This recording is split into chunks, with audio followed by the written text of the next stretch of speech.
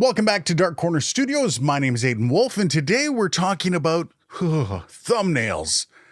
No one likes doing thumbnails. Let's get that out of the way right now. It's annoying. It seems ridiculous. I mean, you just did all the good stuff, right? Why do you have to bother with this stupid thumbnail? I mean, your content's all packed up, ready to post, but now you have to do a whole other job that just seems silly. But let me tell you, this is almost as important as your content, if not more. And the bit of time you take to do this is very important. So then, let's look at how I do it and why I think it has been successful.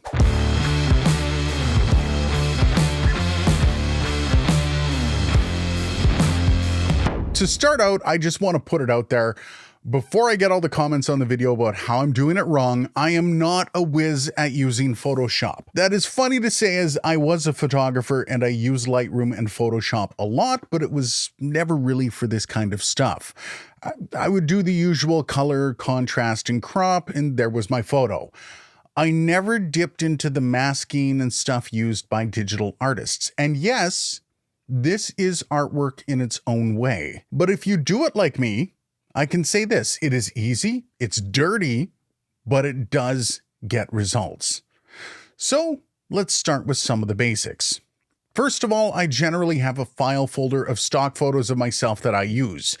These will have a lot of the goofy poses and gestures that I most often use. Now, if you want to go about it like this, just make sure when you're taking the photos, do it with a background that has a high contrast to you so you can select yourself really easily.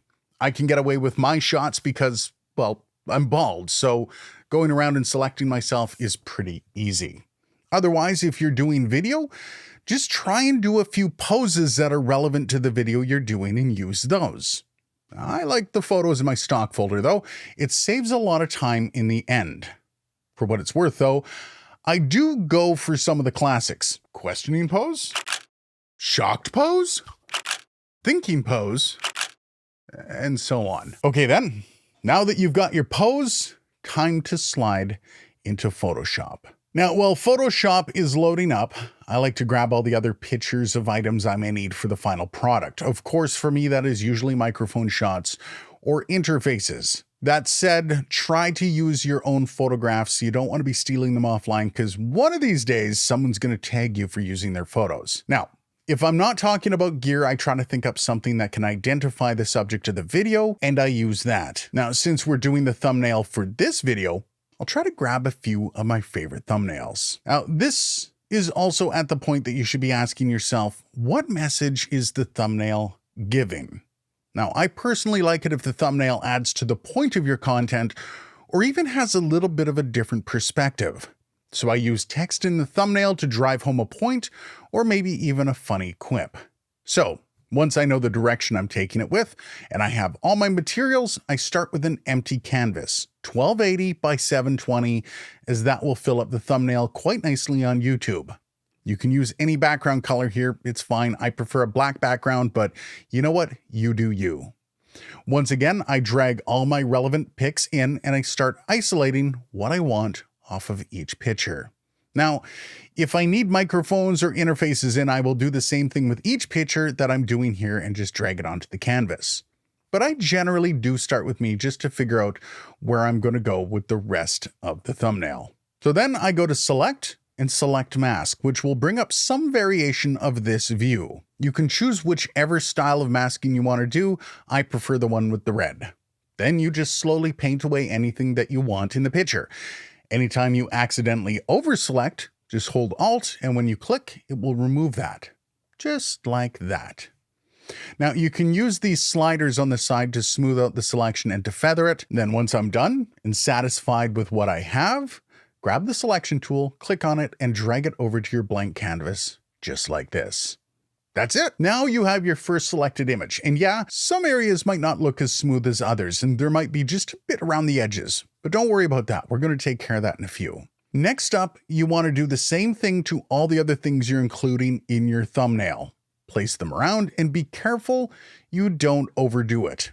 Remember, this is going to be a very small picture, and too much stuff in it will fill the screen and people won't be able to make it out, and it'll just be a confusing mess that no one's going to click on. With that out of the way, I paint the background. And for this, I'm going to say try to stay somewhat consistent, but at the same time, not static. Change it up a bit each time you do a thumbnail.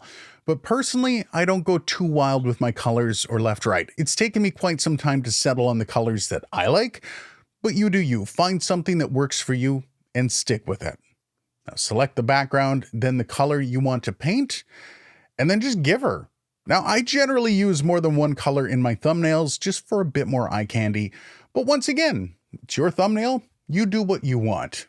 What I do is I paint the middle one color, then I paint the sides, the colors on either side of the center color wheel. So if it's blue, I'll go with a little bit of purple and then a little bit down here, just like this. Now it's time for me to add text. And this is where you want to inject a bit of creativity. This should be something that is completely separate from your title, but still kind of within the realm of your video. A secondary point, if you will. Now, I've done this in the past with varying degrees of success. One of my worst performers was the Audio Fuse Studio video, which featured this. Kind of a funny ploy that I was carrying on throughout the video, but completely separate from the actual title. And then with my most successful video, I did this. It's a bit clickbaity, although I do believe it paid off in that video. For this one though, the title of the video is going to be Easy and Fast Thumbnails That Are Successful. So how about we go with this? Yeah, I like it. Also, you'll notice I like each word to be its own layer, and you can do that just by clicking each time you want another word. It allows you to move them around separately and find the best fit. So there, we're pretty much done. Although there is one more important step, and some would say this is the most important when doing a thumbnail. You need to have depth in it to make it pop out at your prospective viewers. And to do that, it's quite simple. For the text, I use a drop shadow. To do that, just click on the text in this panel and choose blending options. Then click on the drop shadow at the bottom, and from there, you just have to customize it. Do whatever you need to do to it. You don't want the shadow to be too far behind the text. It's going to look kind of weird. So you can change that here. Also, the angle of the shadow matters. So I try to aim for the lighting of the rest of the stuff in the thumbnail. So if the lighting's coming from one side, I try to throw the shadow in the same direction. Also, if you want it more subtle, you can change the opacity of the shadow, and then you're done. Look at that. Now just do the rest of the words and voila, you get a lot more depth in that, and it kind of makes it pop off the page instead of blending into the background. Now, as for the pictures, I like to use the outer glow. Now, this is the same you would do with the drop shadow. Just go into blending options for that layer and select outer glow. Now, this can be customized as well just by playing around with the settings. Find what fits your style and your content. These are the settings that I kind of prefer. If you do that for all the pictures, there you go. Now, you can also add drop shadows to things like the picture of you and stuff like that. And some people like the depth it creates. Sometimes I add it to the picture, but just for a slight amount of extra depth. That's it. That's how I do my thumbnails. Remember, when you start out, these are going to be taking a little bit longer than what it takes me. But as you do get used to it, it does get a lot quicker. The one piece of advice I will add though, make sure you go into the process with an idea of what you want. It will make the process faster and easier. And of course, these thumbnails may not work for every channel or every concept. That's okay. These concepts and how I do my thumbnails will work in other ways for other different kinds of thumbnails. Just find what works for you. Maybe go and find a creator that catches your eye with their thumbnails, and then use some of these concepts on that. Honestly though, if you're just looking for an eye-catching way to do yours, these have worked pretty well for me. And the last piece I'll say is be consistent with your messaging and with your thumbnails. Make sure your viewers can pick your video out of a lineup just by seeing it. Think about your favorite creators. You know when a new video of theirs is up because you can see it, even if it's a couple lines down. That way, you know your viewers aren't missing it. So what do you think?